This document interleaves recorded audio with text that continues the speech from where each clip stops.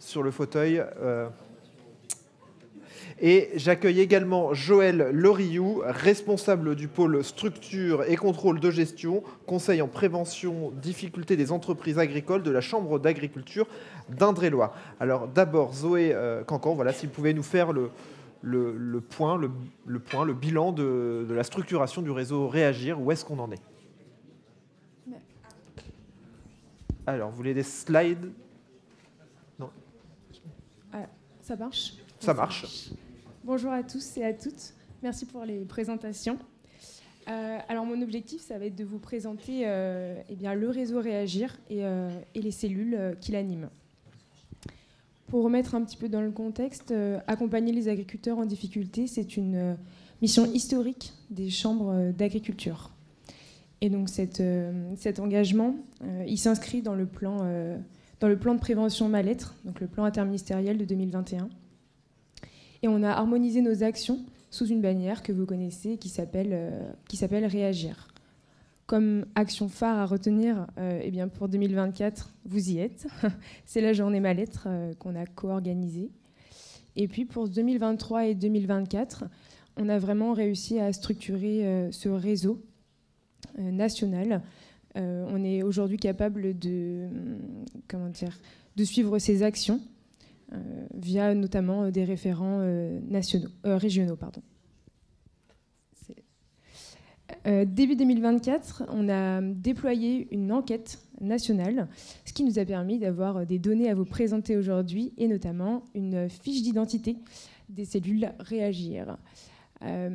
Donc, parmi les structures qui accompagnent les agriculteurs en difficulté, les structures chambres, 69% ont adopté la bannière Réagir. C'est ce que vous disait notre président ce matin. Donc, c'est très positif et ça laisse encore une marge de progrès. Donc, les cellules Réagir, alors c'est environ, donc, comme vous pouvez le voir, 4,6 collaborateurs par structure, ce qui représente 2,1 ETP par structure. Les sources de financement de ces structures, elles sont multiples, mais c'est majoritairement, comme vous pouvez le voir sur le petit camembert, c'est majoritairement le budget chambre, des partenariats publics et des partenariats privés. Enfin, c'est ce qu'on a dit tout au long de la journée, mais accompagner les agriculteurs en difficulté, c'est une mission collective. Et donc, les cellules Réagir sont entourées par d'autres acteurs avec lesquels elles collaborent. C'était la slide d'avant. Vous allez trop vite. Et donc, les acteurs principaux de ces cellules Réagir, ce sont donc la MSA, les banques et les DDTM. Enfin, dans les missions principales de ces cellules, c'est d'abord accueillir, informer, réorienter. Mais c'est aussi permettre de faire des diagnostics technico-économiques des structures en difficulté. Évidemment, c'est de la prévention suicide et mal-être. Mais il y a aussi un réel accompagnement pour avoir recours à des aides. Voilà, un accompagnement auprès des agriculteurs. Je veux bien la suivante, s'il vous plaît. Merci. En termes de volume d'activité, ce que l'enquête nous a révélé, c'est qu'il y a environ 596 diagnostics technico-économiques qui ont été réalisés sur l'année 2023. Et on a une vraie preuve via cette enquête que les collaborateurs dans les cellules Réagir se forment, puisque presque la moitié ont suivi la formation Sentinelle déployée par la MSA, ce qui vous montre à nouveau le lien entre les acteurs sur cette mission qui est de prévenir le mal-être. Comme je vous le disais tout à l'heure, parmi les missions des cellules Réagir, il y a accompagner les agriculteurs pour avoir recours à des aides. Et comme vous pouvez le voir sur le petit graphique, l'aide à laquelle on accompagne le plus l'agriculteur, c'est le RSA. Et puis derrière le RSA, c'est l'audit global de l'exploitation agricole.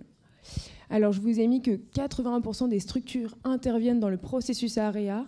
J'ai bien spécifié ces propositions du recours à l'AREA, parce que vous le voyez sur le graphique, AREA est l'aide à laquelle on amène le moins de demandes sur l'année 2023 dans les cellules Réagir.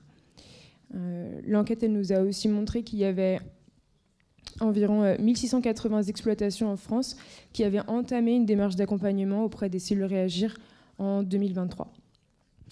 Je ne l'ai pas mis sur les diapos, mais, parce que ce n'était pas très, très significatif, mais l'enquête, elle nous a montré aussi, on cherchait à avoir un type de profil d'exploitant pour être plus rapide dans les diagnostics. Et donc la réponse est, il n'y a pas de profil. Mais ce qui ressort de ce qu'ont dit les conseillers via cette enquête, c'est que l'élevage est particulièrement touché, bovin, laitier, allaitant. Et en termes d'âge, eh bien, les JA et les personnes de plus de 40 ans semblent être visiblement les profils qui ressortent le plus. Pour ce qui est des difficultés qui sont rencontrées par ces exploitations, vous vous en doutez, elles sont multiples. Ce qui ressort, ce sont les difficultés technico-économiques, mais aussi les difficultés humaines, de relations humaines, professionnelles, personnelles et de voisinage. Et enfin, les aléas climatiques. Je veux bien... La slide sur... Voilà. Je vous ai remis la feuille de route de nos cellules Réagir qui s'organise autour donc, de 4 objectifs. Structurer et animer le réseau durablement.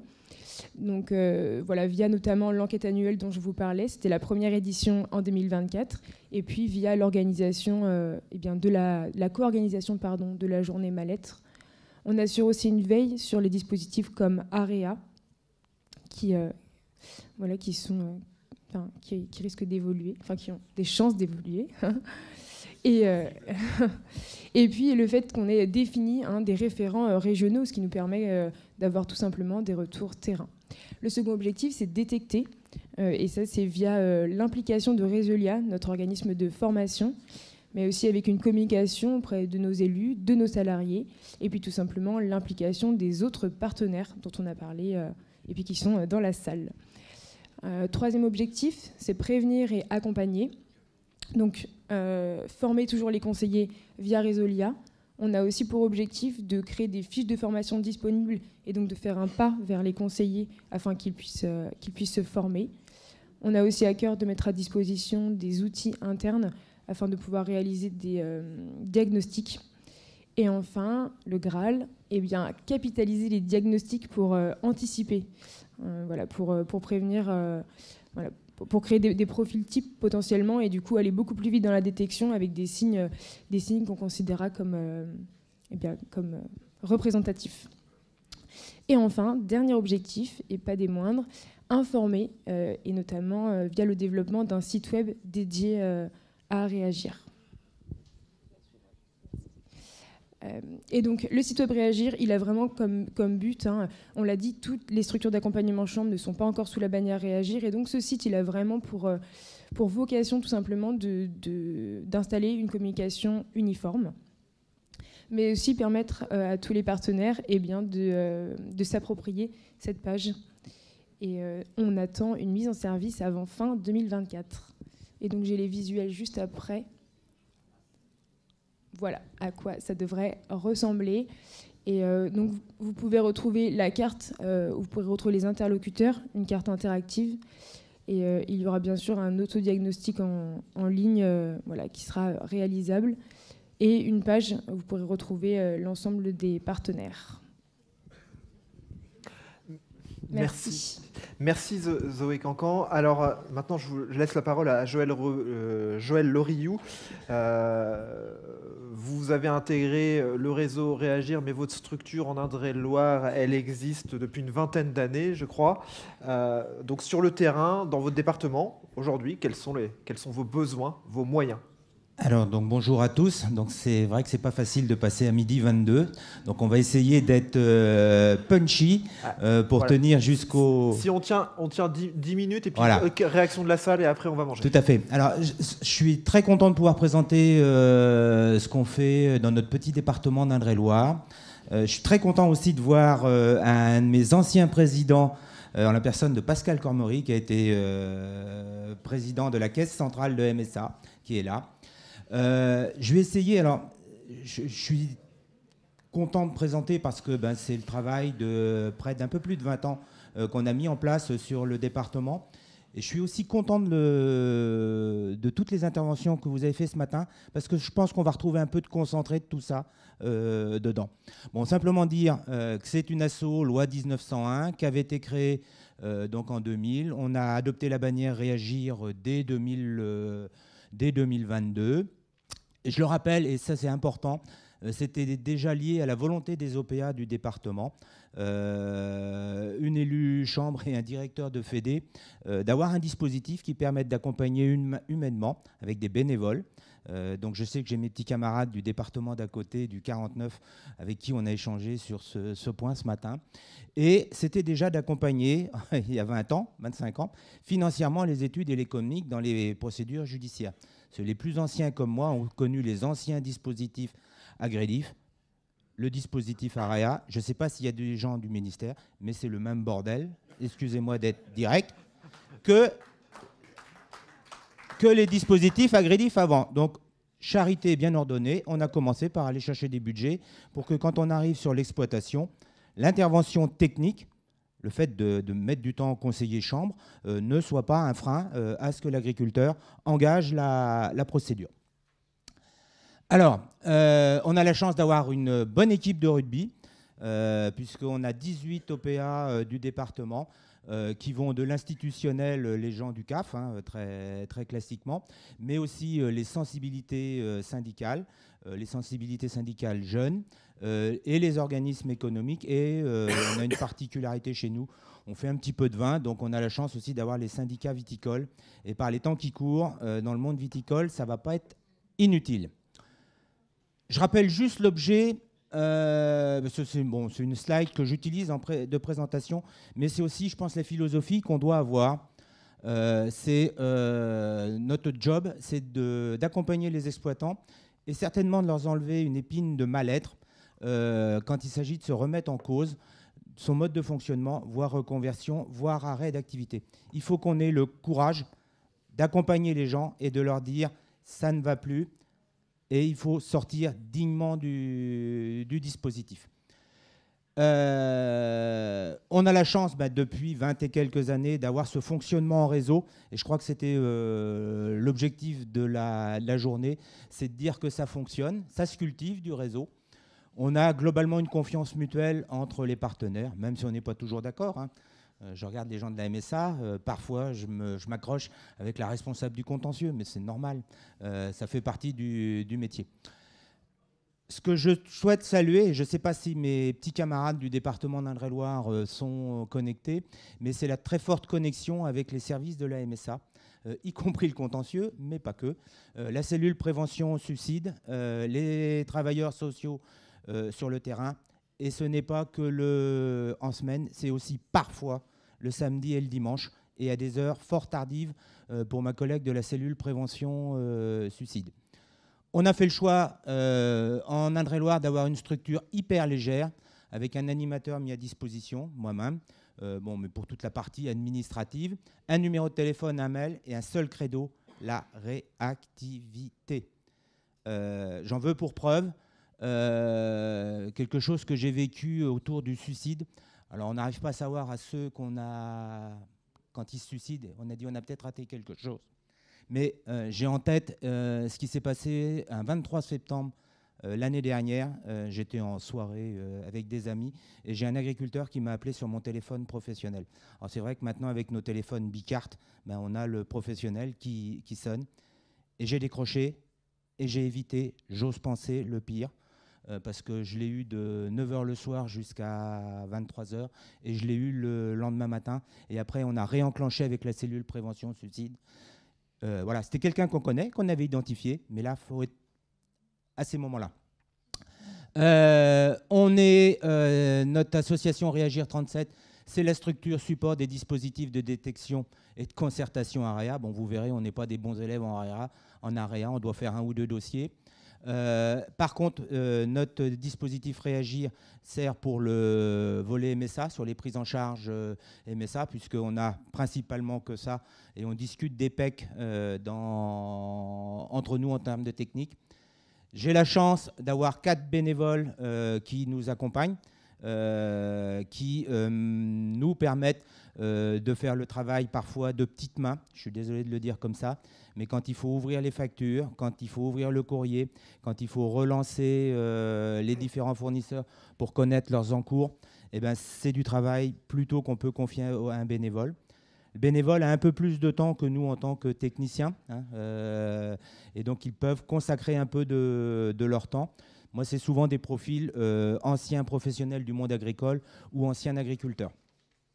Et j'ai un bénévole qui est plus centré en lien avec la cellule prévention suicide sur l'accompagnement humain. Il a cette sensibilité-là et donc il intervient sur ce volet-là.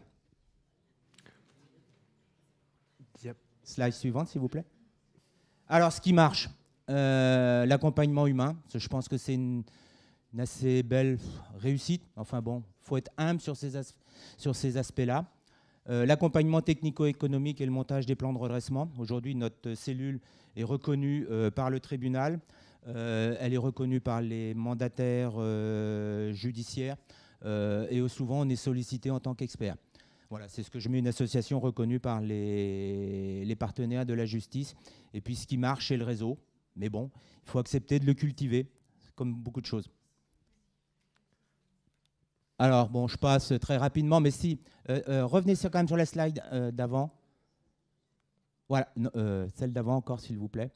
Bon, simplement, c'est les chiffres de notre activité. On accompagne en niveau d'étiage une centaine d'exploitations. Vous voyez un pic en 2016-2017. J'ai bien peur que le pic 2023-2024, il soit devant nous. Alors, je sais qu'il y avait des gens du Nord qui ont forcément morflé avec les inondations, mais ce qu'on est en train de vivre, j'ai peur qu'on revive la même chose que 2016-2017. Et là, il va falloir se mobiliser très, très, très vite. Surtout à l'issue d'une année 2022 très bonne, une année 2023 compliquée avec les éléments inflationnistes de MSA, de revenus qui augmentent. Enfin bon, je vous en passe, c'est des meilleurs. Donc là, je pense qu'il va falloir qu'on se mobilise très rapidement. Slide suivante. Simplement, le seul chiffre qu'il faut retenir, c'est qu'on intervient majoritairement dans l'amiable. Hein. Notre objectif, c'est bien d'accompagner les gens en procédure collective, mais c'est de détecter et de travailler en amont autant que faire se peut. Slide suivante. Alors, ce qui reste à améliorer. J'ai été frappé par un chiffre que j'ai entendu l'an dernier, et j'ai bossé avec la MSA chez nous. On s'aperçoit qu'on a 7% de nos exploitations qui sont en délicatesse d'obligations déclaratives. Ou autrement dit, que les DRP ne sont pas faites. Et je vous fais grâce des taxations d'office. Et, voilà. Et vous voyez, donc là, je pense qu'on a un vrai travail à faire collectivement sur ce volet. Et je salue le fait que on commence à expérimenter de l'assistante administrative. Ça me paraît un bon point. Mais là, moi, je me dis qu'on a...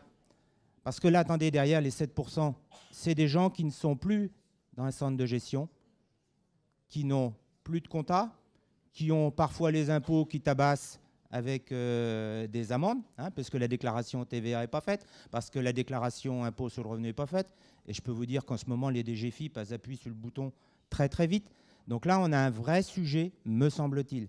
7% à l'échelle de mon département, c'est 280 exploitations. En France, 7%, c'est 28 000 exploitations. La réticence de certains opérateurs à se mettre autour de la table, bien évidemment, quand on cause sous, c'est un peu compliqué.